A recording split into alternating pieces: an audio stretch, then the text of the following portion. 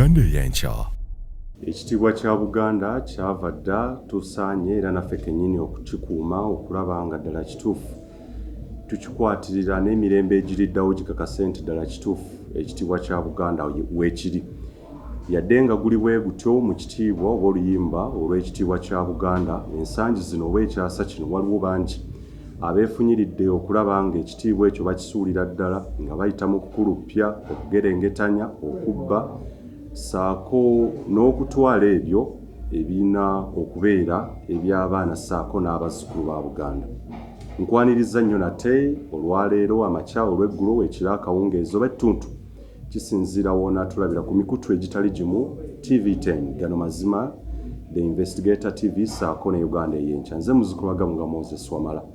Abatugoberera ku The Investigator TV Mengo-Leaks ye program ate abali ku TV10 gano mazima oli ku The Crossroads oba Namulonde eyuga ojja okubeera ng'otulabira ne ku Uganda Eyenkya nsonga y'emu okulaba butya bwe tugenda okutereeza Buganda oba nnyaffe Buganda. Buli bw'otulaba the three usual suspects oba abasajja bano abasatu ojja otegera butegeezi nti abakola ebivve abeekwese n'okwerimbika mu mannya agatali gamu ng'aga Kabaka, Buganda n'ebirala nga balaga nti baagala nnyo Buganda naye ng'ate ekigendererwa kya kubba, okunyaga n'okutwala ebyo bye tuba tuzze okwogerako, okwasanguza saako n'okumulisa n'okulabisa. Ze programs ze tuleeta.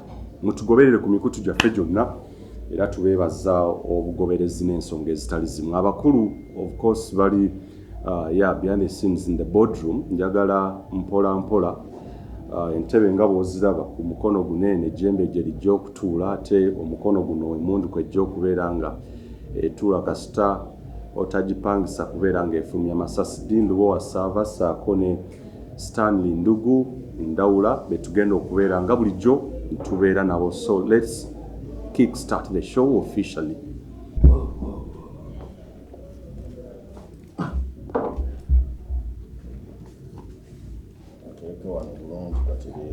Naye ensawo osoose kugiteekawo nemanga sikwesize bulungi kubanga nsonga togiteeka terekero ly'Abyapa lino musooke mulireke libeere wano kuba ogisooseza muli manyi ngenda kukwata abompuli leero volumes zimeka eziryo ebyapa 13 leero byendeese sooka ogirage abantu bagirabe bulungi. Manyi ku mulundi guli lwe twasemba wano nga temunabagenda mu kkomera abantu babulidde nti bakutadde awo tugenda kujja manyaga nsooka emba njulire ekijja nesoonawe oli ku booni kuboni naye saasulayo enjawulo eriwo nze saasulayo byonna byapa byonna biri muno so nzize tulabike nga Mengo tugizza kuwetalina kuyuugira abasajja bagiyuuza buli lukya. Mbaniriza nnyo mwena abatugoberera era nze Dino bo wasaava Sekiranda Saalongo ejjembe lyako ne litambula nga lyogera. Mwebale kuba nti mukyatambula naffe okusinziira ku kwanjula kwe batuteereddewo. Leero tukomyewo ow'empingu abasajja bamusaako empingu, abasajja bakujokano bwe nannyini empingu ate ne bakusaako empingu nga bambuuza gwe ow'empingu naatera ozejjako. Ejjembe lyo lyali teririiwo era nga wekibeera bulijjo libeera mu ttuwa. Nali ndi eyo ngenda okuwulira nga bisobye. So nate nkomyewo okulaba nti tugatta gaalubindi zaffe ku ebyo ebigenda maaso mu ggwanga. Mukama ayongere okubassaamu ekitiibwa n'ekisa buli omu wasinzira okutulaba oba buwungedde oba bukyali bwa mutuntu oba bwakyaga olwaleero tutuuse nate. Ku mukono guno nga bwe nakutegeezezza emmundu nayo yatudde dda Stanley Ndugu Ndawula kamusabe naye aba abuuzeeko. Stanley Ndugu Ndawula, the investigator as usual, the gun that fire, not the one for hire. Nsanze nnyo okubeerako nammwe ku TV10 ku Uganda Eyenkya ne ku The Investigator TV. Tusanze nnyo okubeerako nammwe tusaasira abayise mu bizibu, tusanyukira wamu n'abo abalina bye mutuuseeko. N'obugambo obwo nsanze okubalaba Ndugu. Onkulisaayo. Baana bakulaga. Mbwe ab'empingu bano be bakola ku gw'empingu. Katumutwalire ddala empingu. naye nga nyongera twavira dda nyongera okubeera nga nebaza abo bonna abakola omulimu ogw'ettendo okulaba nga yes, we get our freedom back. Yeah, we are released on bond. Yeah. Ku misango gyemmanyi kaakati egiwerera nabo kennyini abatucharginga tebagitegeera, Computer Misuse Act, Cyber Harassment, saako n'etteeka libatugamba erya breach of confidentiality eriri mu act ya Anti-Homosexuality Act 2023, naye nga tukyanganga byonna okulaba nga ddala kituufu abakola ebivve tetujja kusirika yadde nga waliwo abagezaako okwagala okugerengetanya okulaba nga they shut down amaanyi ge tulina. Tetuli threatened, tujja genda maaso okubeera nga tukola ebyo bye tulina okukola. Ate ezi episodes zijja kujja biki bye nasanga mu sales ne munnange Angela n'abalala bingi iri naawereka abasajja banjaza nga balowooza they have disarmed me nga tebannassaako mpi ngo disarm him, naye recording zaabo bonna mukulu mukalazi mwenna ku reception ne wansi zonna buli omu mbalina n'ebifaananyi. So mbeebaza okunkwata nti you gave me other side of the story why many Ugandans are rotting in cells without actually gobera amateeka 48 hours ziri zo zaayitamu dda abamu abavubi. It's a long story, all they are long stories. Yet tonight we are back. Njaga tugende mu nsonga mukulu ensawo eno ku basajja ba UNN. Yes.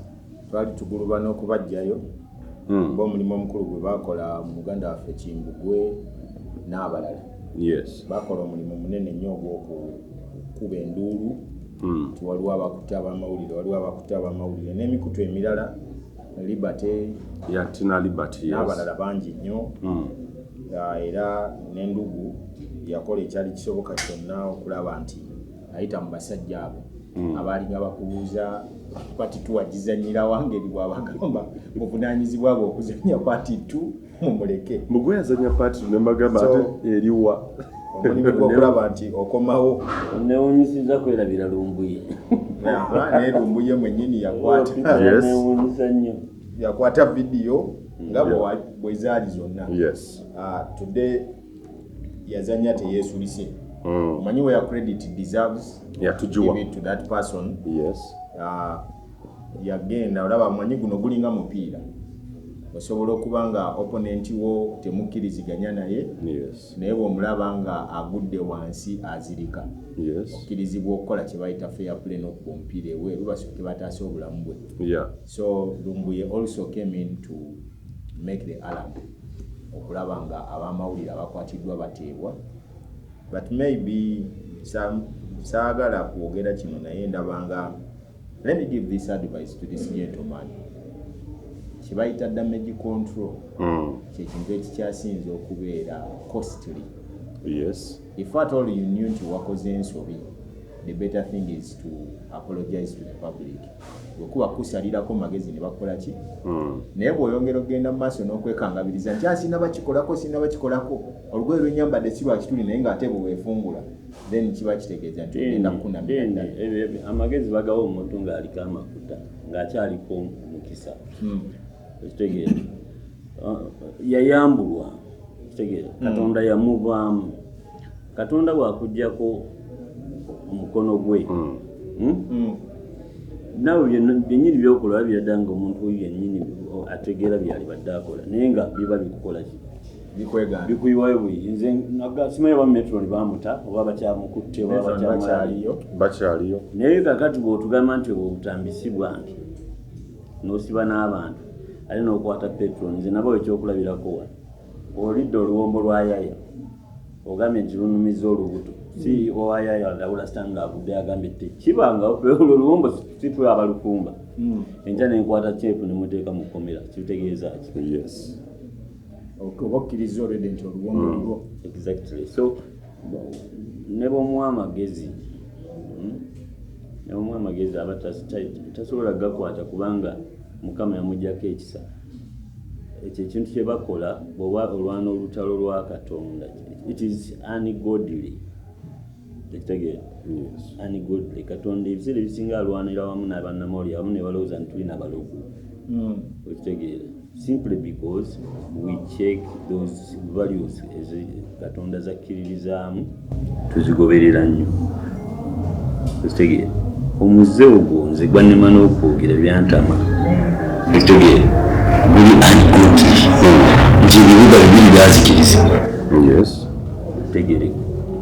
Simanyi n'omukazi bwe yafuukira enkwajja yagumye babagamba mudduke mufulume ye n'atunda emabega nga gwe olabika okyalinamu omwoyo gw'ebigumbye n'afuuka eki sifuuka pasita badde kulaba gy'olaga nti So my advice again will go to the parents.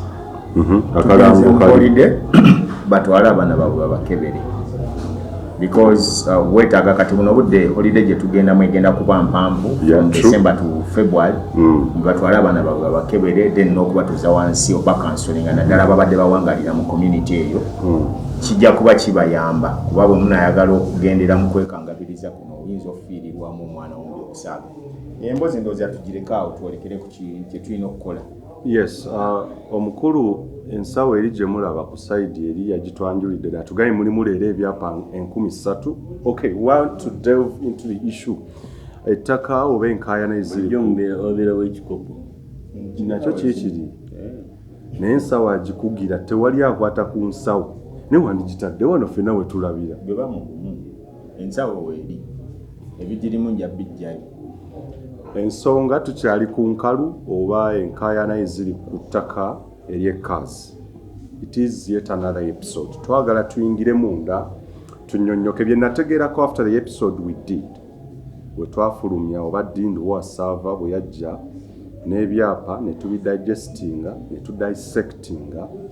Abakulu kye nategeerako nti balina meeting gye baatuuza emmengo awo nga baagala baleete ekibiina ekyankobazambogo si kugamba nti kigenda kubeera nga kisaanyawo obulimba in quotes in case bwali bulimba wabula to attack the three gentlemen here with an intent ey'okukyusa okujungulula n'okubeera nga bacounter reactinga ku nsonga ze tuleese.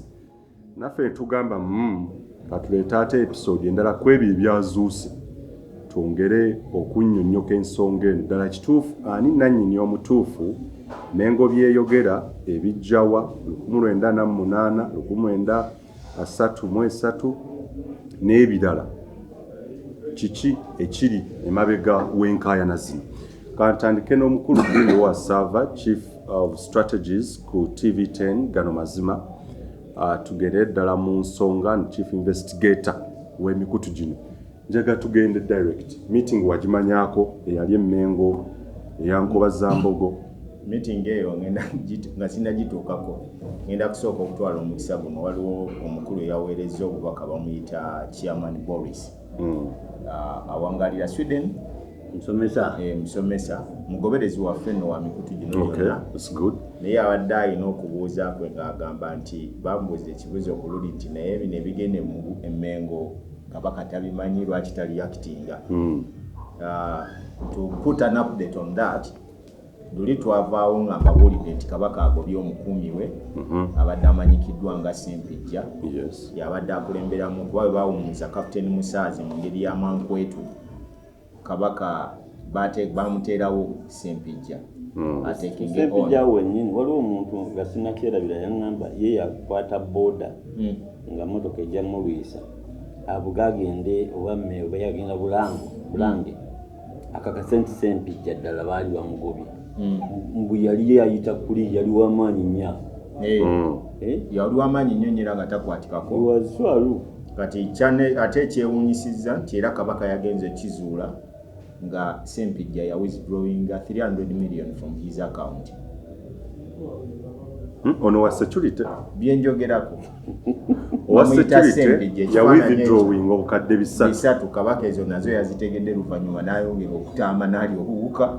Omanyi abasajja bano balina engeri gye bakwata Kabaka twogera ku mukuumi wa Kabaka akulira security detail ye n'agenda ku akaunti ya na withdrawing eyabene milioni 3 Sempijja bamusanze n'ebiwandiiko bamusanze n'ebiwandiiko byabadde awandiika nga yafuna omanyi yadde yakola akamukwano go Kayihura okimanyi nti adde yatambulanga n'ebiwandiiko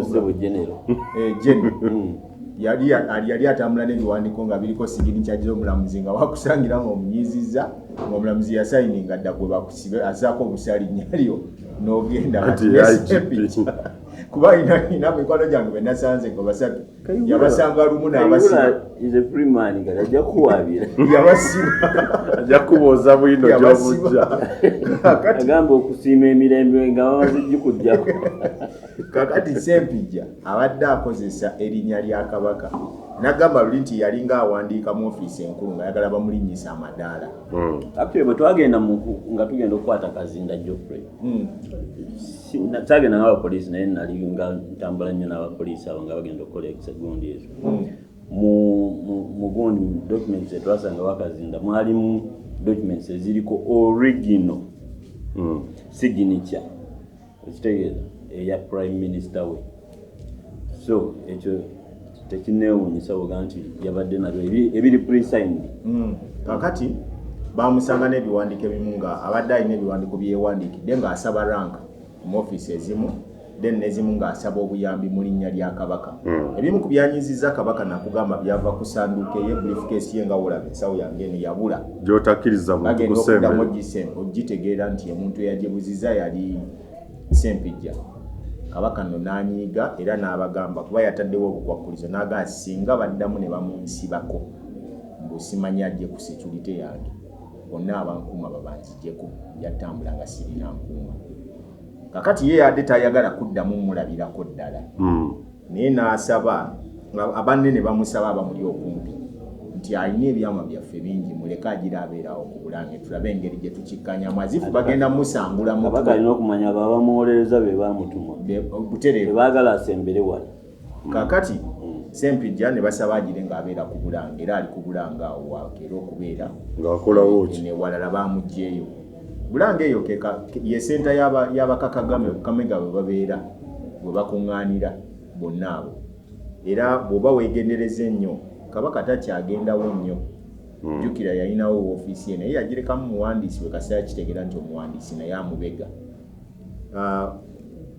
okudda ku nsonga eri gy'obuuzizza ebadde ya Nkobazambogo abakulu bawandiika nga baagala kusaba ewa Kabaka mbu abakkirize bafube okulaba engeri gye bayinza okunnyimirizaamu n'abantu bentuula nabo okwogera ebintu bino omawulire gano nno bwe gantuukako naseka busesi ne ngamba bano basaaga kuba nze ndi mwana mujjwa nzikirizibwa okugjawo buli kibamba kyendaba nga kikoze eki jjukira omanyi bw'oba wali obaddeko mu kwabya olumbo okwalula abantu omujjwa bw'ajja n'alinnya mu mmere temuddamu kugirya mwenna wamuyinza okuba mutudde awo muli mukulya naye bw'ajja n'agirinnyamu mwenna musituka busitusi teri kuddamu kugirya kakati bano babadde balina bye bali mu kulya nga kulinnyamu okuli fiziko oba okulinnyamu fiziko Oluganda lusabanya bayinza okutegeeza okulya ennyamu nga oze uninvitedly no kasita obasanga nga balya kubaka ekalombolombo k'omukolo olina okujja n'olinnya mu mmere yaabwe bakoma kakati nange bano nabasanze balina bye balya nga bavuubiika n'enzija n'embirinnyamu lwakuba nti mbasanze baalidde dda kyekibi ekiriwo baalidde dda abamu bazimbye eggoloofa abamu bakoze batya babbye ebimala kati ngenza okujja ng'obudde bugenze mukusooka nange nasooka ne mbawo ekitiibwa nga ndowooza abantu babuvunaanyizibwa ab'ebitiibwa naye ngendo kizuula nga basajja bali awo bamuloddoka Enkuwe just babbi bubbi kuba babbye Buganda gimalawo obutabalimba kakano nno mu kutuula baatuuza olukiiko lwabwe olwa cabinet nga badiscussinga kuffe basatu that's how these people have went down nti bw'otuuka okudiscussinga okugamba nti ngeri ki gye tugenda oyimirizaamu abalenzi bano andi omukulu omu n'ateesa naga nti tubafunire Nkobazambogo egende mu maaso n'okuba ataakinga mbwe tuze press conference ekole biki ne bagamba nze nezo entalo sizitya kuba kakati ate gye bagenzi Nkobazambogo yennyini be bagyemaliramu amaanyi okunsiba n'okulwana nange kati bigenze kulaba amaanyi gaayo so baba kye baleeta sirina buzibu bwe baba nga yo Nkobazambogo egenda kulwanira byewalala nga si bya Buganda obanga ekkirize bya Buganda bigende nzikiriza. Then amawulire amalala era agaliwo nga situnayingira mu nsawo eno, ettaka lye twayogerako wano eryatandika byonna eryali ery'abataka. Kati ate mulimu akakundi k'abamafiya akagala okutunda ettaka eryo lye bakabagulira nga tebanaba nadditeekako kye baalisabira. Basikawutu nkugambye eritali lya basikawutu gye tugenda ng'otuvuga lyatwala abataka okugenda ewa pulezidenti lye bawerako biliyoni 10 ne babagulira eka 2 ku Bulange ettaka eryabo. So retired Reverend Dr. Wagunu waba Sebeniside ye yawaayo ettaka eryo. Nagamba ettaka basooka ditwalira Mayiga aligule n'agamba nti n'abeera n'ekyapa ekyo nga babuzaabuza ng'anoonya buwumbi 10 naye nga tayanjula mu kabinenti, ekitegeeza yali ayagala digula nga ye person. Sente ndowooza ne zimulema ne balitwalirako n'abagereka ye n'abagamba sirina sente ettaka sigenda ditwala. Kakati kwe kunoonya abataka kuba ono yali ayagala diguza muntu webweru ng'alaba nti lisanidde nga bwe kiri nti eyo layini yabika we liri bandibadde baliguza abakulu b'ebika ne batuulako nabo kati ne bakkiriza. Era bo baalaba nga tebalina ssente basituka ne bagenda ewa pulezidenti n'abawa obuwumbi 10. Kati banaate bo waliwo abaagala okugabana ssente ezo gwe mulugubo oguli Mengo, waliwo abaagala okugabana obuwumbi obwe 10, waliwo abaagala okutunda ettaka eryo mbu baliwe musigansimbi omu yateekeko ekizimbe bo baveewo. Kyokka ng'ate n'eryasooka lye baali babawa mu Mengo baali bagobako. Before Muteesa okugenda okuzimba Bulange yali yakutuuza era bw'otuuka ku geti ya Bulange ng'oyingira mu lukiiko lwa Bulange ebifaananyi bye baakubako bika bya Buganda naye baabalemesa tebatuulamu ofiisi bazikoleramu bintu birala. Kakati ate bwe mukwata ne kino kye musabye nakyo mu kitumbe kino nno wano mukubuulira Mwami Museveni ajja basiba amuteringi kubasiba busiba ajja basiba era eryo ettaka lijja balakira banaaba bagenze nakyo mu maaso. Abankobazambogo mubaleke bajje oba banaaba baleese benkana ki, we have no problem. So baniriza ku board mbaniriza mu lutalo lw'okubeera nga tugenda kulwanyisa bigambo. Tuteekewo Bwino ku Bwino tuleete owaffe kuba nze nagamba kasola banganga Oweekitiibwa Mayiga tavuddeyo kwanukula okitegeera bw'otwayogera ku kintu gwe tabangayo okugamba abantu nti sibbangako obuwumbi bwa Kabaka buna ekyo nkirinze bw'ali kyogerako nja kumuleka naye akyali wa kitiibwa. Nali mbagambye nti kinkwasa ensonyi okubalirwa kuba nti yesitando agamba nti wetwa tutudde wano tubayita ab'ebitiibwa kimpisa bubi okuyita omuntu omubbi nga yabbye omuntu n'omuyita nti nno wa kitiibwa olwedde bamaze okwejungulula ebitiibwa byabwe because okubba sente za mukamaawo it is something bwe tuba nga tuyombesa ababbi mu ggwanga ne bano balina okuba nga bwe bayita tubagamba babba sente za Kabaka ez'okutwandibadde tubawandikira n'ebipalati tayito olunaku lwe lulikya tekineetagisa kamuswaga kukulumya lushafu nempulyaga bwana ndawula nja kumanya ngobye ekitegeera kuba baakuggyeko ekitiibwa kyeyakola kyeyakuwa era ffena atuadressinga mu bitiibwa byaffe ekitegeera kakati simanyi oba mpisa yaffe eri naye neenozebwa nkimanyi nti omuntu nga tebannakwambula kati gwe tonabakubba kamuswaga so ye Kabaka lwakuba tayogera naye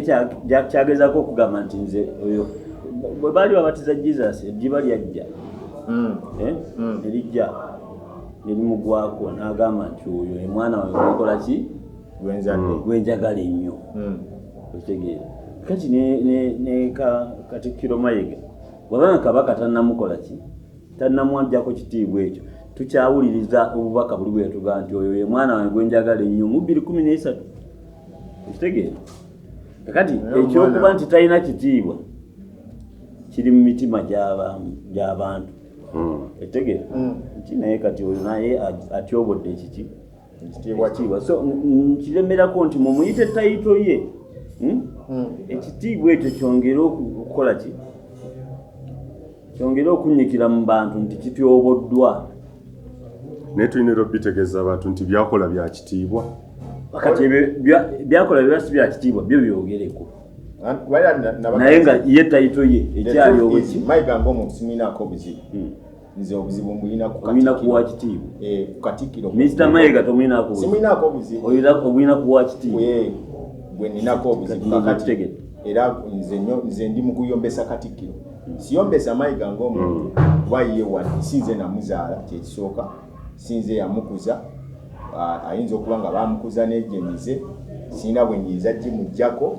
naye ninatunuulira omuntu ali mu ofiisi y'obwa Katikkiro ali mu kukulumpanya n'obba ssente ze baleese nga zamugamba batugamba teri bukulu butava eri Katonda ekitegeera naye tekitegeeza nti ate bwe buba nga yabukuwa bw'obusobya okola ki sigoberera nnyo byawandiikibwa naye bya mu bayibuli ebyo kati mwe mayembe munaabitegeera naye waliwo kyenzijukira kye nasomako mu bayibuli nga tukyasoma divinity waliwo omwana eyabba obukulu obutaali bubwe yayanguwa amangu ennyo najja nga batumye oli agende okuleeta naye kati bagenda omukwatako taata yali talaba yatta ensolo oli yalina omubiri Esau yalina omubiri gwaki gwabwoya kakati noono bwe tugobereramuko mu byafaayo awe mabega si yali alina okuba mu ofiisi eyo yagisala ensawo naye kati mu divinity oyo gwasoma ndowooza okijjukira bulungi nti omwana oyo wadde n'ekitaawe yamanya nti nga mulamu akyali mulamu era omukisa yali amaze okukola ki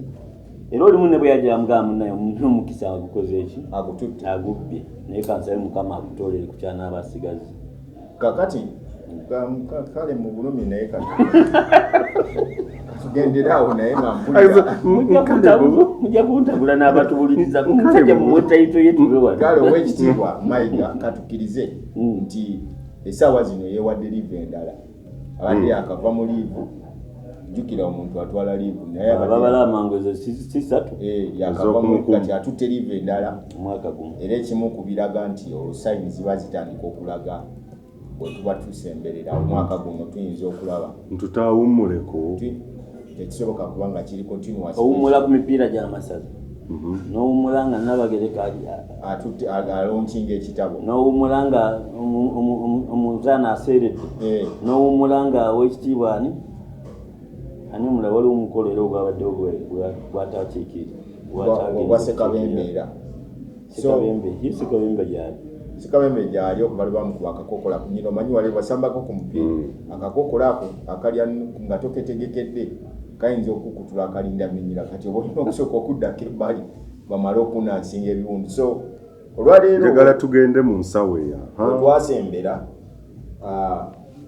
omwana yagenda n'atukola bubiku olwo twali tulina ebiwandiiko bye twali tulina okujja nabyo kubanga nabagamba juzi wano twagenda netuleeta ebbaluwa zino abantu abasinga ne bagamba nti mulabika mwagenze ku NASA ne mukubisa ebbaluwa zammwe kakati nensirika omanyize sikaaya nanyo n'abantu bwe mba mbalaba nga batambula beesulisa embaleka ebiwandiiko bino byendeese njagala tusome omutwe n'ebirimu kubanga obudde weebuli kino kyava mu Ministry of Lands and Housing and Urban Development ono secretary bawandikira secretary Uganda Land Commission nga baagala abannyonnyole ku ploti eyo 5 eyogerwako tukyali kaazi awo wetwali ku luli wetwaleetera ebiwandiiko bino njagala bannansi bategeere nti yadde nga bagamba nti central government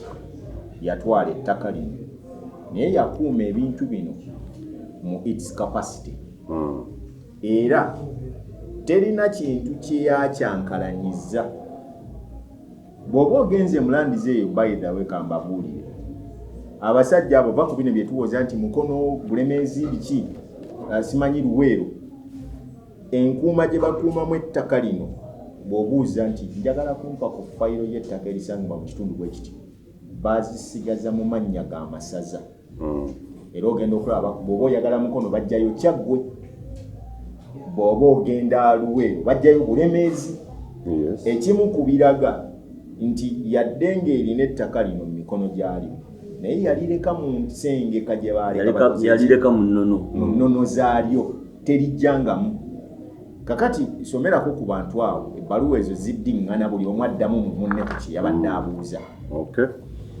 ebbaluwa eno eva mu minisitule y'ebyettaka mayumba saako n'okulaakulanya ebibuga ennaku z'omwezi Zabadde 10 omwezi ogwa October 2023. Kitegeeza nti eri current. Yes. Yakaweza mwezi gwokka. The secretary ngena kugisooka oba kusooka mu lulimi olufuutifuuti Olungereza. Nga bwe bagiwandiika. The secretary, Uganda Land Commission, PO Box, yes, Kampala, Block 273, Plot 5, ye reference oba gwe mutwe oba omulamwa. Block 273, Plot 5, land at Kazi, Lusabala Machinde Division, Chaddondo, Wakiso District. The above subject matter refers. The Department of Surveys and Mapping is in receipt of your communication referenced ULC 154/3920 in which you sought to ascertain whether the above captioned land falls under Milo tenure or not. According to historical records, the said land falls under Milo tenure belonging to His Highness Daudi Chwa, recorded on to final certificate number 18454. Chokokoma. Kakati bwe tuddayo ku bbaluwa eno enamba gy'ova okusomera ku final certificate 18454. Yes. Si ye eri awo? Yes, sir. Era yali eraga nti MRV Milo Land Registration Volume 269 folio 25 eno gye twalibadde tuyitanga plot. Kuba ebisinga wano abakati abagoberera obulungi ennyo programu ya Mulangira Jjuuku. Yes. Bino abisomesezza nnyo abantu ne babitegeera. Akyasomesa. Okitegeera? Era tumuwa. Era n'egundi eyo gyoyogerako ndaba gyo yagiriko nnyo era nayo. Okitegeera nti ennamba eno bagikulaga. Eno ebbaluwa yali ya 1938. Eno ebbaluwa efulumye mu mwaka ki? 2023. Ennamba eyo kyoyagala okugamba nti bakyusa nkyusa oba leero bayiyiza nji. Nakino kankikuwa okyogereremu. Omanyi omukulu bamuyita Joseph Kayemba. Omumanyi? Erinnya ndiwulira Buganda Land Board. Ye PRO waabwe. Sibe bakyusizza abo abapya bwe baleese mu boodi empya. Simanyi sibigoberera naye kati anti omanyi bye tukola we verify. Nogamba dini alina ekintu kino kyayogedde mu abe Mengo mu line yaffe communications house mugamba ki. Naye nga nti ebintu bino ebisinga obungi biri forged. Ye bwagamba. Naye ekisinga okunsanyusa nti eno gundi even ebbaluwa yawandiikiddwa yesterday eyogera ku namba yemwe eyo era eyogera ku Daudi Chwa. Because final certificate so kati nze nga wa crime investigations awo nyumirwa nnyo mbuuza why. Era kana akazannyo onyumirwa. Kati Mwami Katende tayinza yogambye Joseph Kayemba tayinza kugamba mbuno bituufu nga n'ekitongole kyakoleramu olwedde kiriwo mu bumenyi bw'amateeka. So binaba ina kubi alina obiwakanya kati kiringa nga bonobeera nti abayeekera nga bali mu nsiko nga waliwo ne gavumenti eriwo. Abayeekera tebayinza kugamba nti gavumenti eri etuddewo mu butuufu. Opposition ne gavumenti. Omusajja bamuyita Twina Masiko yali mukono eyo. Alina ettaka lya Embeya. Ng'ali back major kati bwe twalitandikako ono binoonyerezaako n'atusindikira Kabaziguruka. Ono Bob. Kabaziguruka oli MP. Michael Kabaziguruka najja wano naye wanyonyola kati ne tujjayo nga yalowooza nti azze tutegeezaako nga bannamawulire omanyi abantu ne mugamba tugenda byogerera ku seeti kati ne tujja ku seeti ajjayo document eno nga mugirayo eno mugamba eno egamba bwete ngagamba bwete kati agenda okulanga byonna bye mugirayo biri ki biri valid bimusensebula kiyali akola ki kati kyeyaŋŋamba Bwana Ndawula, do you know ebyo byonna by'olina eyo that is forgery. Mu ddoboozi ly'eddene lirye ku kamera kwennyini ku kamera nga kati Bwana Ndawula asazeewo okunkubira wano naye kamukubire wano kazadde kabannabyabufuzi yakakusinza forgery. Kati ndowooza ne Mwami Kayemba emmundu gy'akozesa. Okay, copies of supporting documents and maps in support of this have been attached to guide you in your next course of action. I thank you for your usual cooperation. Nasako Mukono Opio Henry Ogenyi, Acting Commissioner, Surveys and Mapping. Era kakati njagala mbaddize eriyo bannaffe abakayana nti Oluganda twabisomye mu lulimi olutategeerekeka ku sipiidi yayiriiri. Yes, nga bwe nabategeeza nti Ministry ya By'Ettaka y'Amayumba ssaako n'okulaakulanya ebibuga ennaku zomwe zabadde 10 mwezi gwa Oktoba 2023. Ssaabawandiisi oba ye ssaabawandiisi wa Uganda Land Commission akakiiko akokola ku by'ettaka mu ggwanga Uganda kasinzira Kampala. Block number 273 plot ey'okutaano ku ttaka ery'Ekaazi Busaabala mu division y'e Makindye mu ssaza lya Ssaabasajja Kabaka ery'Ekyaddondo mu district y'e Wakiso. Aga nti ettabi oba department yekola mu kupunta ssaako n'okkuba ettaka yafunye obubaka obuli mu reference oba ku mutwe ogwa ULC 15392 mu bbaluwa eyo wayagadde okumanya n'okunnyonnyoka ku ttaka eryayogeddwako mu bbaluwa eyo baligwa wansi wa mayiro oba si ekyo. Okusinziira ku ebyo bye tulina ebyafaayo bikakasa nti ddala kituufu ettaka eryogerwako liri wansi wa mayiro era ligenda maaso liri wansi oba nannyini lyo ye Ssekabaka Daudi Chwa era nga lino lyapuntibwa ne liteekebwa ku certificate number 18454. Ebiwandiiko ebikakasa ekyo era okunnyonnyoka kino bikwatiddwa ne biteekebwa ku bbaluwa eno okusobola okubeera nga bikuyambako ku ekyo ky'olina okubeera ng'oddamu oba ozzaako mu maaso awo. Tukwebaza nnyo olw'enkolaganayo ennungi eya bulijjo. Nassaako omukono Opio Henry Ogenyi ye Commissioner akola ku by'okupunta ssaako n'okkuba ettaka. Ebiwandiiko bye bino bye tuyinza okugamba attachments zayogerako ne map ya bino byonna nga bw'obiraba kubanga era bw'olaga nti ate birikiriya nnyo sookolete ebbaluwa eyo gye yamusookereddeko ddala esooka yes bikkuleeroddeko eya yero yes nti ebbaluwa eyo era bw'ogyetegereza yeemu yeno gye nnina era 1938 gwa musanvu yagimuteerako yes akati abagamba nti yagimuteereddeko ebbaluwa ekinsanyusiza ya jjujjujju omwezi gwa Kawere fotokopi zino ndowooza oziraba tezinasibuka ng'eyo lyatambuliza mu gundi mu ddiwa kakati ekyo otaddeko ndindako ekibadde kyetaagisa era nabyo bitambulira buli byonna bijjidde muli kalimuze tebikwatagana deeti yeemu ebimu bweyategeeza kukulaga yono mpya bupya segera kakati abakulu agamba twagijje ku nasa nedda ebbaluwa zino zavudde mu kitongole kyeddala ekya gavumenti bwe tugenda mu maaso ne Buganda ekayemba ndowooza okirabye kati pojala eyingidde ne mu Land Commission ebbaluwa gye yavudde kati after Land Commission genda era tugende bamuddamu ng'amaze okubuuza ekyo kye yali abuuza waliwo ebbaluwa era endala esoma ng'oggyeko ebyo byonna ebigenderako kuba ebyo byebyapa ebyali bigoberegana buli kimu esigadde wali weeri era kumalirizaayo ebyo byonna beera amugiddeyo ebbaluwa esembayo endala eno yebbaluwa Muteesa gye yali akola ki weera nayo baagimuteereddeko eno eri gye twasomako era yeeno Muteesa gye yali addamu nga nnyonnyola kakati bwekibanga bano bagamba nti bano ab'Ekaazi abakayanire oba abacwa bayaaye baagala kubba ttaka lya Kabaka. Land Commission yalibadde ejjayo amabaluwa gano egaleete kubanga Muteesa bw'ati bwe yawandiikanga ku bbaluwa ze zaalinga official nga kubeerako engabo ya Buganda n'ateekako n'omutwe gw'ekisolo kino.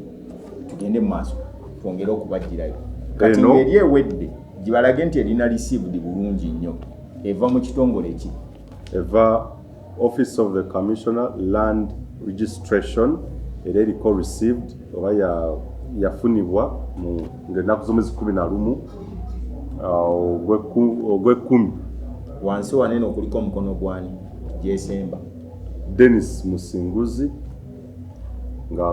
kakati ono secretary bwe bamala okubuuza Entebbe mu catastrophe gye batereka ebintu bino baddamu ne bawandiika obakakasa nti bali kye babadde babuuza aba Uganda Land Commission nga bataddeko ne bino byonna eno ebbaluwa gye baali babaddamu okitegera bano bawandiika nga babuuza oba ddala biri bye mubadde muyogerako ettaka lino ngeri gye lyogerwako lyabano oli owa Land Commission n'abaddamu okusinziira ku bujulizi bwe buliwo somene yali ebuuza olabe nnaku z'omwezi zaali 11 Oktoba 2023 gye nasooka okusoma yajjukira ya 10 Oktoba 2023 eno yaddi 11 Oktoba 2023 olunaku bwangu nga banguwa ensonga ebuuzibwako nnene yes zino tuli ku square mile 16 ezogerwako. So the Commissioner Land Registration, Ministry of Lands, Housing and Urban Development, Kampala, land comprised in LRV 1693, Folio 5, Plot 5, Block 273, Chadondo at Kazi, Usabala. The Uganda Land Commission granted a leasehold certificate of title to the registered trustees of the Boys Scouts Association of Uganda on the above land in 1988. The lease was subsequently transferred to the Uganda Scouts Association. The Commission received a letter from the administrators of the estate of the late His Highness Daudi Chwa II, stating that the land falls in a Milo block comprised in Block 273, FC 18454, MRV 265, F25. Soko pozinga. Ochiraba nti bonna boyongera okugala yegundi yemwe. Final certificate yenu. Yona bikwatagana bulungi. Kanana mu ebina mu atanumenya. Yes. Tugende maaso. In a letter dated 6th October 2023, we wrote to the Commissioner Surveys and Mapping to ascertain whether the land falls in a mile block. In his response, the Commissioner Surveys and Mapping confirmed that the said land falls under mile tenure belonging to His Highness Daudi Chwa, recorded on the final certificate of title number 18454. This means that the land is part of the estate of the late His Highness Daudi Chwa, and the Commission does not have jurisdiction over it. Nasako Mukono Dennis Musinguzi for Secretary. Kati oli yali amubuuza ebbaluwa eno yali ebuuza oba ddala ebyogerwako era ono n'amuddiramu nga basinziira ku bbaluwa eno gye baali bawandiise n'amuddiramu bino. Tugende maaso waliwo ebbaluwa endala gye baddamu nga bamaze owandiika eyo ate waliwo endala era eyajjanga naye era ebuuza. Ennaku z'omwezi 19 Oktoba 2023 wayitawo ennaku mmeka? 8 kuye 11. This is Enevamu Ministry of Lands, Housing and Urban Development. 19 October 2023. The Secretary Uganda Land Commission, PO Box, yes, Kampala, reference Chadondo Block 273, Plot 5, land at Kazi. Reference is made to your letter dated 11th October 2023, referenced ULC 154/3920, in which you stated that the Uganda Land Commission granted a lease to the registered trustees of the Boys Scouts Association in 1988 over the land comprising Chadondo Block 273, Plot 5. You further state that the said land forms part of the estate of the late His Highness Daudi Chwa, and that Uganda Land Commission has no jurisdiction over the said land. However, the titles register indicates that the said certificate of title was vested in the Kabaka of Buganda from Uganda Land Commission. Is your letter a confirmation that the said land was erroneously vested in the Kabaka of Buganda, since you state that it belongs to the estate of the late His Highness Daudi Chwa yali tebassaako question mark, but is your letter, it's a question, wakyali kibuuzo. Your clarification of the matter shall enable me address the petition before me. Yassaako omukono Magaino Baker, Acting Commissioner, Land Registration. Mugaino, sorry. Yayagala kumanya. Yes. Ebyapa bino bye twakwasa Buganda. Yes. Wansi wa Kabaka Ronald Muwenda Mutebi. Twamimukwasa mu bukyamu. Yes, kyekibuuzo kye wano. Twamimukwasa mu bukyamu. Nti ebbaluwa yeene kakasa.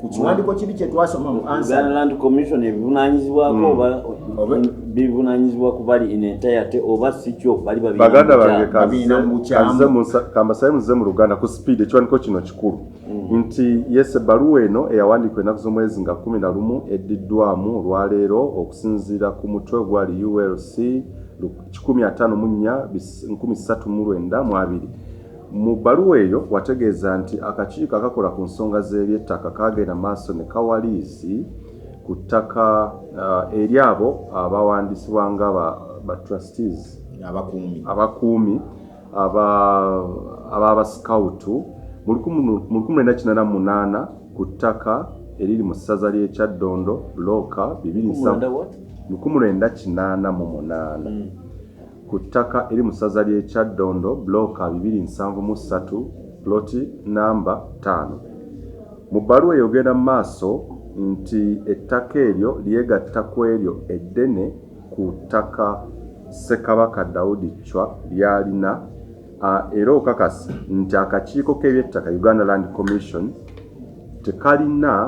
tekalinaako buvunaanyizibwa oba kintu kyonna tekalina buvunaanyizibwa ku ttaka eryo wabula okusinziira ku register oba ekitabo eky'ebyapa oba ekitabo ky'ebyapa kiraga nti certificate y'ekyapa kyateekebwa mu Kabaka wa Buganda okuva mu kakiiko k'ebyettaka Uganda Land Commission.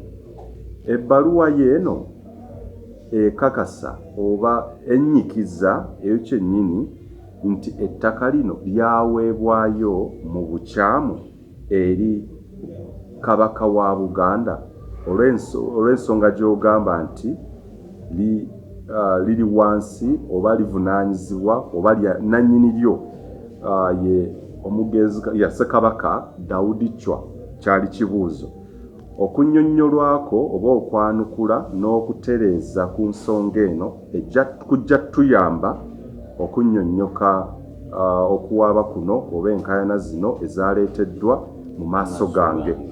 Nassaako omukono Mugaino Baker akola nga kamisona oba kamisona w'okuwandiisa ettaka. Tugende mu maaso waliwo era ebbaluwa eddala eyamuddibwamu 26 October omukulu yagambye obwangu nga response back to back 26 October 2023 the commissioner the Commissioner Land Registration, Ministry of Lands, Housing and Urban Development, Kampala, Kyaddondo Block 273 lot plot. Lot 5 nsoma byendaba lot 5 nendo za chili plot. Whether plot. 273 land at Kazi Busabala. Reference is made to your letter referenced KYD 273/5 dated 19th October 2023, wherein you noted that the titles register indicates that the said certificate of title was vested in the Kabaka of Uganda from the Uganda Land Commission. We wish to clarify to you that on perusal of the records, it has been confirmed that the title was transferred from the Commission to the Kabaka of Uganda. In our letter of 6th October 2023, we communicated to you the response from the Commissioner for Surveys and Mapping to our request to confirm whether the land falls under Milo tenure or not. A copy of the letter from the Commissioner Surveys and Mapping is attached. We further inform you that the Uganda Land Commission, during its meeting of 17th to 19th October 2023 under minute 40/2023, subsection A 193, rescinded minute 40/2021, subsection A 33 of 6th to 10th September 2021, that had approved consent to subdivide, sublease, and change of user from camping to camping, national training, and mixed use in brackets commercial and residential, having noted that by the time the consent was granted, the land had already been transferred to the Kabaka of Uganda. This means that the consents to sublease and change of user that were granted by minute 40/2021, subsection A 33 of 6th to 10th September 2021 are all recalled by the Commission. Nasako Mukono Andrew Nyumba, Acting Secretary. Kati nga bamaze bali okwebuuza bonna ono yajja n'abaddamu n'aga nti okusinziira ku nkiiko ze twatuuza n'eminiti ze twakola twakizuula nti twakola ensobi era ebyapa bino byonna netusaba bikomewo. Kakati baba bakyagenda mu maaso, waliwo ebbaluwa era endala egenda kuba nafubye okutwala obudde okukuŋŋaanya ebbaluwa zino zonna nga buli emu bwe yajja edda mu kimenyedde bwereere okukyogera kuba kyeraga ebbaluwa sewazifunya tuzirina anatya mwaka kati nga mwami oli aga nti tuli fojali tukola fojali asono yakyogera tosonga mwono akitegeere nti bino ebintu byetuliko it is for national information si byaffe ng'abantu because we want to put public ebeere ng'emanyi ki ekigenda mu maaso kuba waliwo obulimba obwo obugenda mu maaso nga bubuzaabuza. Tugende kwene ebbaluwa eno yanga 6 October 2023, the Commissioner Surveys and Mapping Entebbe eriko Surveys and Mapping Department era eraga nti yafunibwa baluwa eno bagireceiving. Block 273 ekyaliko enkalu plot number ya 5 land at Kazi Busabala Machindi Division, Chaddondo Wakiso District. The above captioned matter refers. The commission received a letter reference MA/G/2023 dated 4th October 2023 from Mr. John Musungu of Survey Consult. For people who doesn't know that gentleman, omusajja yali akolera Bungereza mu bintu bya surveying and mapping. John Musungu mu 1984 bamuyita akomawo wano era olwatuuka wano ekintu kye baasooka okumuwa bamutwala kuba yakulemberako ne kulands gwolaba oyo Lands Commission oba Ministry mu lands omwo akoleddemu ebbanga lyonna mu bintu bya surveying and mapping. Era omulimu gwe yasooka okukola almost bw'oba ogenze n'okebera ku bantu bonna abali mu by'ettaka ono abadde lecturer waabwe. So mu nsonga zino talinaawo olaba baatuuka okumuleeta y'omu kuba badde mabega w'okuwandika ebiwandiiko bino noonya kino noonya kiri akakase ye consultant waabo ne ministry ya lands yennyini emwebuuzaako ku nsonga enkulu naddala ez'ettaka bwe zituuka ne zikaluba. Singa kituuka nga balina okugenda bakebere ku microfilm bakebere ku ki, they call him. Kubanga ettaka erisinga obungi waliwo eritanaba kuvaayo kuliteeka eryabulira ku blueprint blue page, so baddayo ku microfilm ne basooka bazikebera bajjeko ekituufu ekiriko bakize. So Mr. Musungu is a very vital person in this matter. Tuyongereyo ebbaluwa nowadays bategeezezza yava mu Uganda Land Commission. Yes, yes, the commission received a letter Mr. John Musungu of Survey Consult through his okay. The above captioned matter refers. The commission received a letter reference MA/G/2023 dated 4th October 2023 from Mr. John Musungu of Survey Consult through his legal representative, M.S. Marcus Advocates, wherein you requested the Commission to initiate a deed of surrender for a lease granted to the Scouts Association of Uganda. The purpose of this communication is to request you to ascertain whether the land falls in a mile tenure block or not. We thank you for your usual support and cooperation. Dennis Musinguzi for Secretary. Kakati bw'ogoberera ebbaluwa ezo zonna gye zize zaatandikira eno ye yasooka yebuuza mukaaga October bagiddamu bwe bati ne bajja ne baddamu noono n'addamu kati ono mu kuddamu ye n'amuweerako n'ebiwandiiko bino byonna n'amugaa buli ky'obuuza ekikwatako fayiro eyo kye kino era bw'ogenda ne weetegereza ku ttaka lyonna waliwo peegi eno abantu gye balina okuteekako ennyo obudde olaba ownership one it's a blank page okuva ku nannyini eno singa ono yali yatunda ku ttaka lino n'aleka nga alitunze aligabe wano ku ownership walisanzewo abalala abagoberera yetandabe okitegeera bulungi ku ownership kuba ekyapa kyekino era bw'oba okitunuulidde ng'okisomye kiraga mayiro kyokka ate Buganda Land Board wano eraga private mile. Bw'oba obadde osoma ebiwandiiko biri byonna babadde bakonsideringa nnyo the matter mile. It's a mile land. Ttaka lya kikaaki. Mile tenyuwa ya. Ya estate yakyo. Kakati bano baliteeka mu private.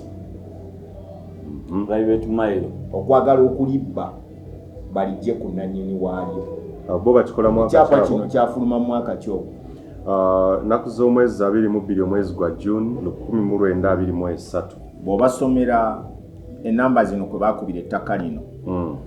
Bw'oba otunuddeko lyonna ng'oliraba kuno tewaliiko w'olaba era boddayo waliwo gundi gye baali baatwala nga Kiwalabye Male yagisabayo bagibaddize nga baagala kubba ttaka lino bwe baali bayisawo oluguudo olwa express nga bagenda basasula kakati ne batwalayo ekyapa kiri ekyali kiriko private mile ne bano ne batwala ne bachallenginga abakitwa ne baga nti nedda ekyapa kyaffe ekituufu kye kino bano babbi Kiwalabye Male n'awandiika ng'asaba nti ekyapa ekyo twakitaddeyo mu bukyamu there is a technical error mu kituddize ebbaluwa eyo gyerimu nga bamaze okulaba gubasunyi gyerimu yunula esente ezikayanirwa ezaagala okusasulwa wano ziri bilioni 5.6 waliwo sente ekiri emabega wa bino byonna byolaba lwaki Buganda efiirawo era batudde enkiiko n'enkiiko lwaki kakati essaawa zino batuuse okwagala okusindika enkoba za Mbogo sokoteze Buganda yefiirawo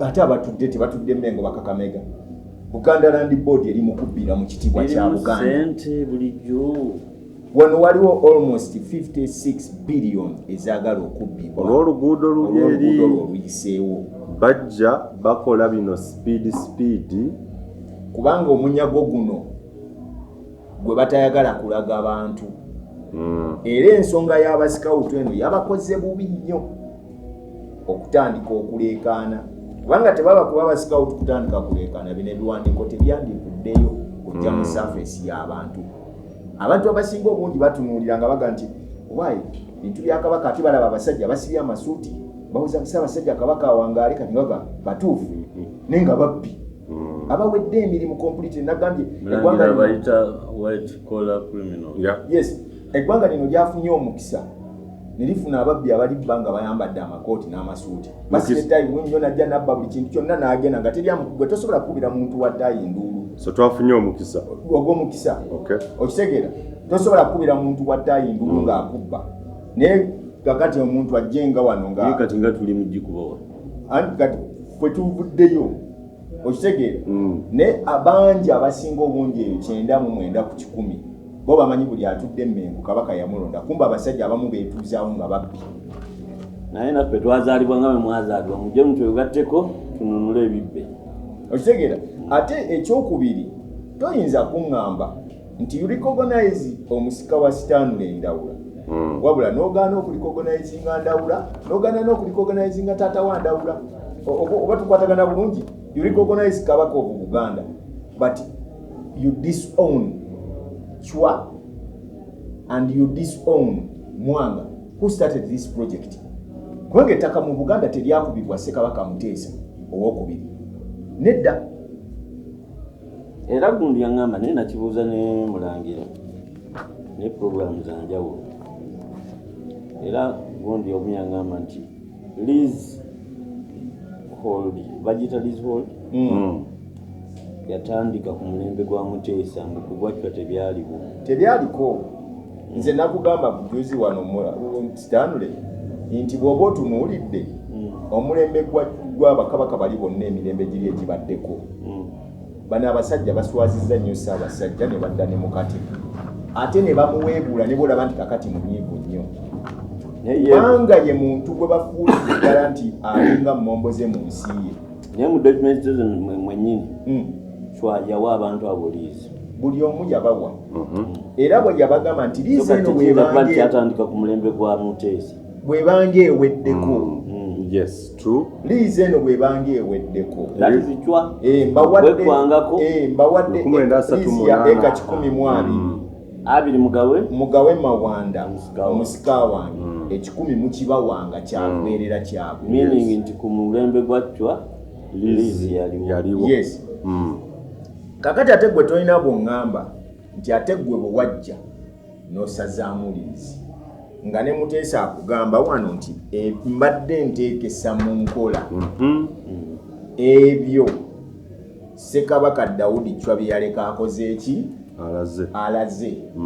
Era okubanga obadde tokyafuna busuulu buva mu ttaka eryo ku eka 2 tubadde tukyalaba nti buli kimu kyonna tukiteeke mu nkola kibe nga kitambula bulungi. Era liizi gye baali babawaddeyo emyaka 99 yagisazaamu n'agifula ya myaka 49 n'agisala to the extent nti 49 bwe giggwayo babawanga eka zaabwe 10. Naye ng'ettaka lye tuli mu kwogerako liri square mile 16 ze eko mutwalo gumu z'osomyawo mu 8 mu 4 eziri Ly'Ekaazi awo. Kano akatundu ke twogerako akavuddeko okusipakolinga ensonga eno katono nnyo but bloko gye twogerako nnene bye bino wano biri attached ndowooza nagundi gye ndabye era byonna baabiteekako. Omusajja n'alaga nti kino na kino bye mubuuza bye bino. Kakati Mengo eyagala kuyita mu lukujjukujju bino ebintu baleme kubbiikiriza Kabaka kuba balaba ali mu kubeeyambula asemberayo eri bo bakimutuuzaamu. Ate baayiga akakodyo kano ak'okugamba Ssaabawolereza aveeyo ajja ayogere ne batuulatulamu awo mu nkiiko ne boogerayogera ne bagenda ku TV ne badduka ku leediyo buli muntu n'aba confused ne balowooza nti bye boogera bituufu. Yet in actual sense bali mu kubba. Bulijjo birimu ssente. Okitegera in actual sense bali mu kubba. Compensation. Kuba babadde banguyiriza mangu babasasule baveewo. Bwe bwangu buno kubeera nga nagamba Ssaabasajja bw'abeera nga bwe yalinnya ku Namulondo bw'ati ebimu ku bintu byasooka okuteekako essira kwe kulaba nti yajjira mu kaseera ng'alaba nti eggwanga libadde litaaguddwa entalo. Because he came at a time when President Museveni was in the middle of challenges ezaali zirimu polio endwadde zinamusiza 6 kati ze tutakyawulira. Okiwulira naye nga luli twazisomanga nezisoma nga tuddamu n'ebibuuzo okugemesa abaana ne bakukola nekuvaawo. Okusoma kwali kubi. Okitegeera era ekimu ku bintu byassaako ennyo essira kwe kuteekawo Kabaka Education Fund. Kati toyinza kuŋŋamba nti Kabaka yatandikawo okulaba nti ayambeko okuweerera abaana b'eggwanga basome. Ate ayinza okusinziira agambe nti tutumbe essomero lya Nnabagereka Primary School. Ekyo nsaba Mwabikyala Bimalaavu yannyonnyole ettaka lya Nnabagereka Primary School wali mu Kisenyi Boost Muwonge we yateeka Bosco under Boost Muwonge yalitunda obuwumbi bumeka tebwali mukaaga. I covered that story very well.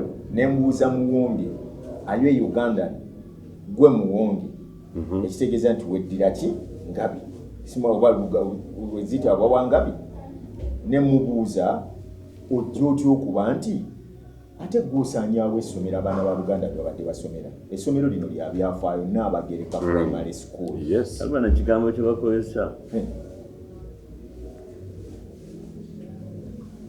bagiyise again ownership his highness Daudi Chwatu of Ly'Ekaazi Kyaddondo Uganda province is are now the proprietors of an absolute mile estate. Gambe ekyo absolute kati kyebawanyisamu ne bagaa private mile. Kitegera bulungi kiri absolute. That's a big word. Yes. It is an absolute mile estate. Yes. In the mile land above. Kakati absolute mile estate. Okwo bwe tugattako ebbaluwa eri gye twasoma answer ya parliament eyatuula 1993. Yes. Abu Mayanja Kakyama mu submission ye gye yakola yannyonnyola ye ng'agamba nti bwe tuba tuzizaayo ebintu bino okusinziira kuba yajja abakootingira mu lukiiko olwali lutudde olwa Ame Council eggulu nga bateesa kukuza ebintu bya Buganda n'okukomyawo Obwakabaka. N'agamba bwe tuba tukomyawo ebintu bino ekimu ku bye twakkiriziganyizaako kwe kuba nti ebintu buli kye tuzzaayo tukiddize nannyini waakyo because for them they foresee ki ekirijja mu maaso bano ab'olwaliro kye batali mu kulaba. Oba otutegeragana bulungi abamu bano boolaba bonna abakaayana era abali mu kwagala okwekangabiriza okubba ebintu bya estate ya Chwa bazimbye ku estate ya Chwa bali mu kukozesa Attorney General wa Uganda kiri owakiwanuka naye faamu ye etudde ku estate ya Chwa mukyalo nali UK nekiri bwewunyisa nti yakaweza message naye agiweerezako awuliriza gundi Mengo-Ebyapa eri agane Mukama abasasule tukooye agantu gano bannange agabbi gano bannange kitegeere kinagaye ntino nti abatusabira be bangi. Yes. Omanyi waliwo ababeerera ne bagamba naye abulula kiba kyawangaala essaala Katonda abantu abatusabira essaala zaffe bayitirivu nnyo sigala n'okuwangaala kubanyiiza ennaku zino. Kakati olukiiko lwa Buganda olulamba bwe lutuukira cabinet wetuukira okutuula. Yes. Omanyi cabinet nti omanyi kiringanga bw'onoosanga nti waliwo era omwami yakuwakana naga cabinet tesobola kutuula simanyi baali bagenze Rwanda mu kuziika kati nagamba wano nti omanyi abo abasajja nze bansanyusa n'okunsanyusa oba babanga abatambula baloota kubanga waliwo omusajja omwere yawakana mbu tebasobola kulwanira mu cabinet naye nga Kiwalabye Male yafunyako emikono nga bagenda kwekuba ne munne Katikkiro era n'afuluma mu lukiiko nga n'ensonga gye bamubuuza yali kuki yagenda n'alimba abantu nti yagenze n'alaba musaazi mbw era n'abatumira nnyo naye nga talinnyangako bombo gye basibidde musaazi wabula nga abagambye nti musaazi bamuleese Makindi nga talinnyangayoko. Dean with okufulumya ebintu bino byonna tuyinza ogantikawe. Okay.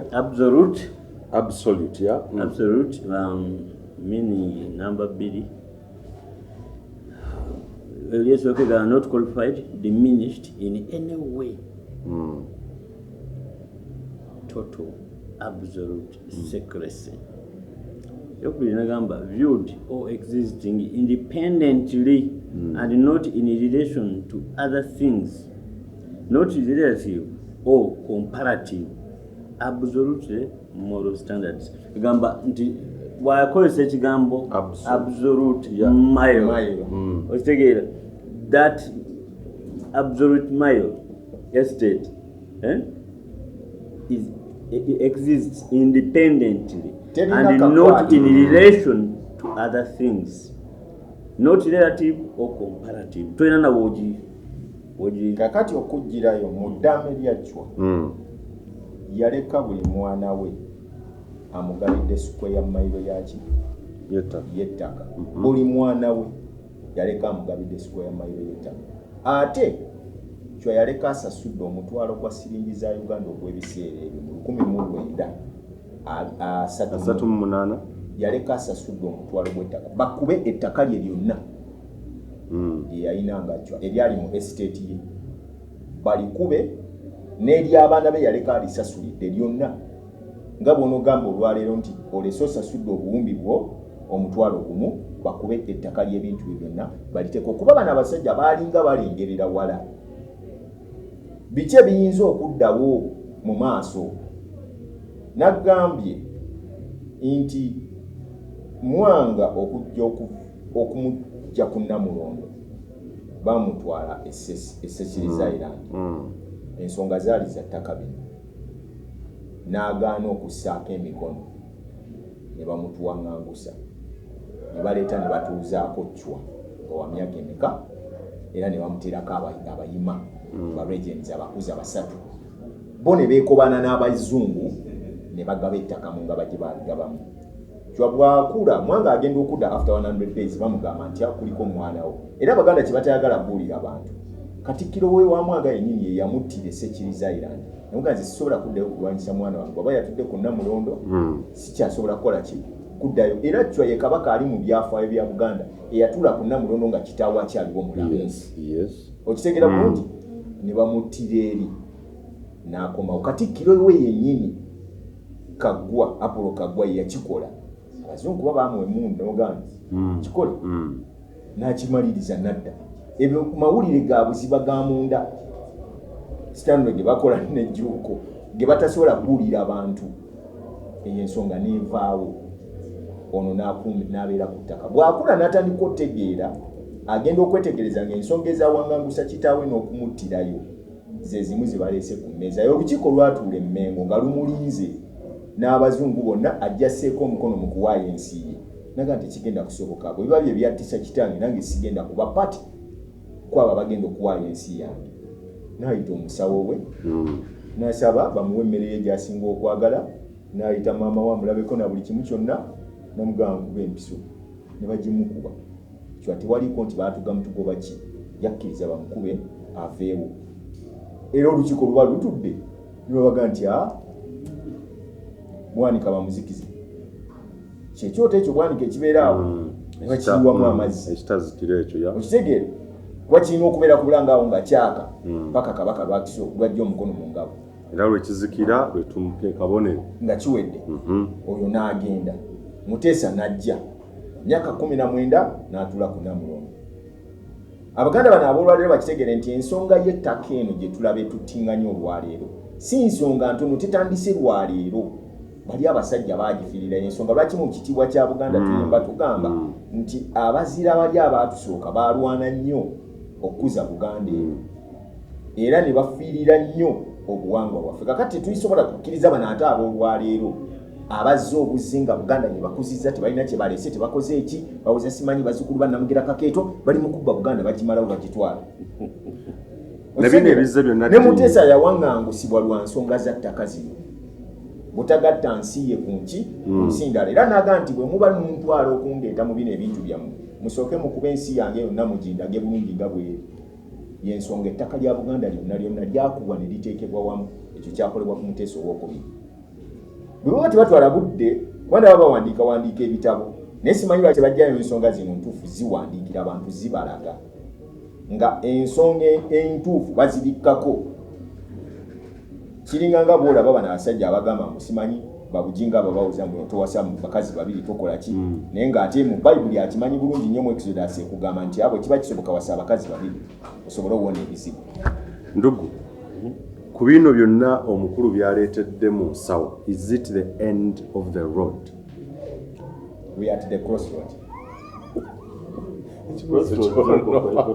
Kwetwagalira ddala okugijjayo edde ku ki ku main naye nze ekyenja kubagamba byonna actually I'm not here nti oba nyina kuparticipating nga tubadde tusoma. Ekitegeera so mu nsonga zonna nze byenyinza okuwumbamu ebyabagundi abo Obazambogo gundi ano Kakamega kati ekiseera Kakamega etegeere nti ebitongole byonna ebiri e Mengo naddala ebyabavubuka byali byetaagisa. Kitegeera nebyo byamawulire byonna bye baalwanyisa ne bivaawo byali bikola ki byetaagisa. Ekiseera kituuka nga you need somebody. Ekitegeera kati kyobolandoza mwe muli abo abavaamu ne batuwandiikira ebyo message okitegeera obutiisatiisa tumanya abaana bo tumanyi biki ebyo you get it. Ate nabo bajja cowards kuba bamala okuweereza message ng'ate esimu agiblocking meaning nti bali mu kutiisatiisa era nakyewunza bwogamba nti nti Oweekitiibwa Mayiga tali mu kutudda mu bwatyo bwakola kibwa responding. Then ekya wayogedde ku kya abataka okuba nga baagala okutunda ettaka lyabwe, ekyo nkyogera buli lunaku nti President Museveni ye muntu always akutegeka bulungi n'akuteeka mu mbeera bw'omala n'alabira ddala nti ogituddemu n'akwata omuguwa gwa nayironi n'agukola ki era saawukana na ddiini nti ebigundu sente zaffe kabyogende entebe nojjayo sente President Museveni yatuwadde tekiriyo that is our money naye era still nze nakiranga kijja olw'ensonga nti bano abaali bakiwakanya tebasobola kutuula nga bano tebakiyombeddeemu bina okukyangala kubajjukira bano bajja luvannyuma abamu ne batuula n'okutuula mu lukiiko naye nga luli mu kusooka baabyegaana fesitwaliyo tetwakola ki waliwo nga 2-3 naye bwe byasembera nga tubalaba bazze mu lukiiko kakati bayibuli yagamba nti abaana ba Mukama bwe bajja okuteesa ne sitaani nagirawamu mubo kati abo bajja na sitaani kutabula kintu ekyo so abo mbasabira busabizi bakole ki kiri ekyokuba nti no nti basobola okufuna musigansimbi I have no problem with it that is PPP ne bapatunalinga so long as omuntu gwe baleesenga ategeera bakitegeeza nti bagenda kumulizingako azimbe emyaliro egisigadde gye balekere n'ebintu ebisigaleko ebiri culture. Then kati ku nsonga y'ebyapa kaazi tukyali mu lugendo ekitegeera ku nkomerero ya byonna nze nalinyumiddwa nti kyekiddako naku zino waliwo enjogera egamba omuntu agoyingewa okitegeera so kakati ekiddako nze kye nabagamba nti we don't come here ne twogera bwogezi ne tugenda abantu bagamba lwaki temuleeta solution. The solution is kiti kye twayogerako nti ebintu bino byonna mulangira tekyogera nti Obwakabaka ye Kabaka n'abantu be you get it n'ebintu by'abantu be akuuma bintu by'abantu be. So we are insisting on educating you. This is everything is in your power. Bino ebyogamba nti amaanyi gali mu bantu temubirekera bya bufuzi byokka article 1 ya constitution no byaffe nti no nti kati bw'otunuulira ebintu bino bituzaayo nti mmwe kennyini ekiseera kijja kutuuka mukuŋŋaanya abantu mbagaye banne mujje mututegeeze ku kino tukinyunyuke bulungi tugende tununula ensi yaffe. Era Kabaka teyali nti oba yali mu mbeera etategereka bulungi bwe yabagamba nti temukola ki teyagambako nti abaami bange temubongoota yagamba mmwe abantu temukola ki temubongoota. Normally bannamawulire we come here to interpret abakulembeze baabogedde eri abantu be bakulembera fene tujja ne tubinyikiza ne mukitegeera bulungi yali abagamba okutabongoota nga kijja kujja nti abantu bano bwe basituka Katonda n'ayimusa abantu bwe batyo okujja obabuulira temubongoota muwulirize munoonye mbe bakalaba ng'abaana b'emisota tunoonye solution yeki. Solution is coming together and demand for that because whatever they are trying to do is to try babuzaabuza kubanga obutamanya abwammwe ye capital waabwe.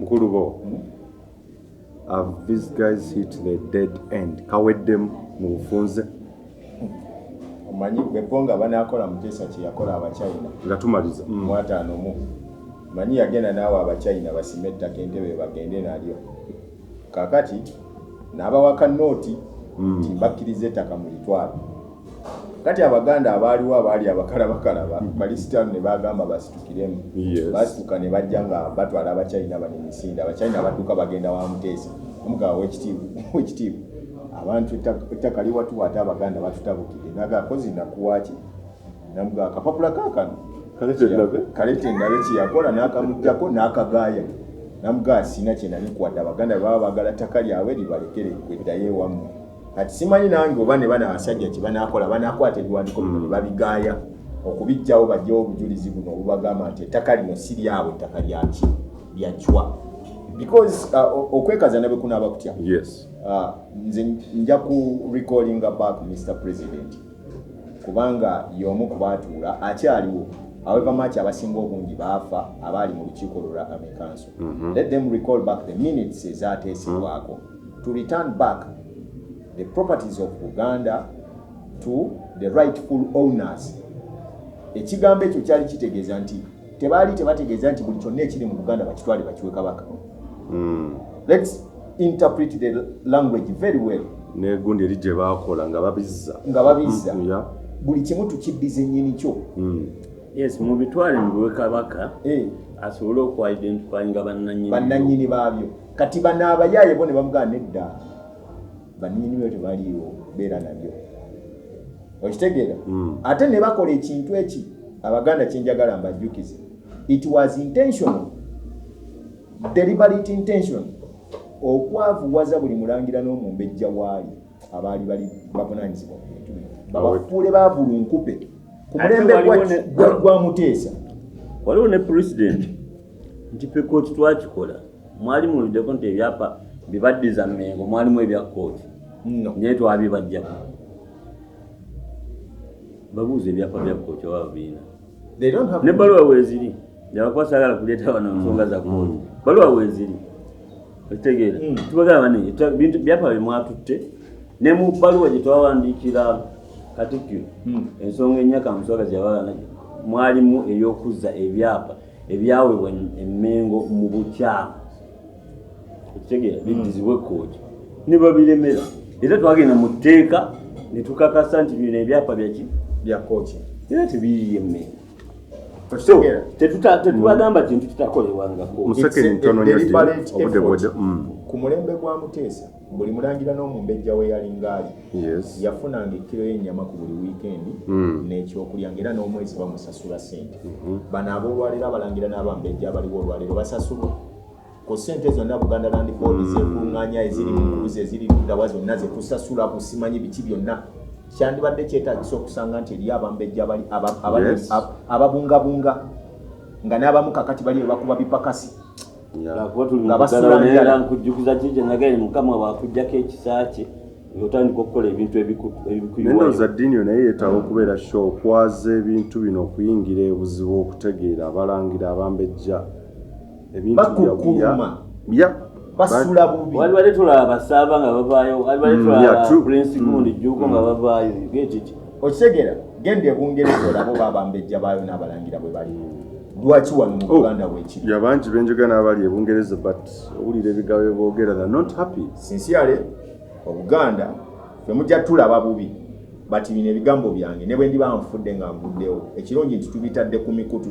Mulembe guno ogwaffe tegugenda faanana nga buli bwe bagamba musimanyi kweka mu biwandiiko abantu balibisiimuuka bino tugenda birekawo bajja busala obutambi babuwulirize n'abo abatuvuma olwaleero ate be bajja okugamba twafiirwa nnyo abasajja bano mujja biddinga n'emyaka okukakasa nti bye twogera tuyamba mmwe kulwa Katonda n'ensi yange bino mbyogedde tebiriko sponsors abye sponsoring kennyini bano balina okuzza ebintu by'abantu.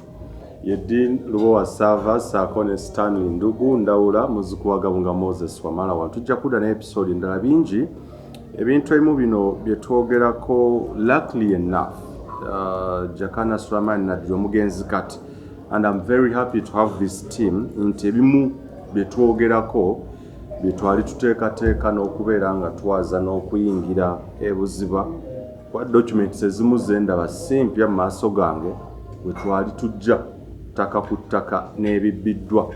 Episode ezo yali ayogerako omukulu ensawo yantegeezezza nti aleeta ebyapa byonna ebibbiddwa oba ettaka lyonna eribbiddwa Buganda Land Board n'aka Kakamega abali Mengo. Ezo episodes nazo zijja kimu ku kimu tukyaze tukitegeere kuba batusanze busanze nga tetuli bulungi ensawo zaffe. Nembadde njagala ntwaleyo obudde ngende nsooke nnoonyereze buli kintu Oweekitiibwa Mayiga kyabuze nga nkikwesa emmanya g'abantu abo. Nebyo bisoboka ddi ebyetaaga ssente ng'abikwesa emmanya g'abantu abalala tunyweze bonna bwe twogerako bakiwala tebyetaaga ssente sente bizeetaaga naye si ze nnyingi ezitiisa byangu byakutegeera bw'oliwa obudde bwo kyoba ogamba nti olina okufuna obudde. Yes, kubanga abantu bano balina engeri gye bawuddisizaamu Obuganda yes. Naye Mukama abakuume tujja kutandikira mu episode endala kumata kumira mpeera abakuumire ddala abakuume kubanga abasajja abo Uganda Eyenkya.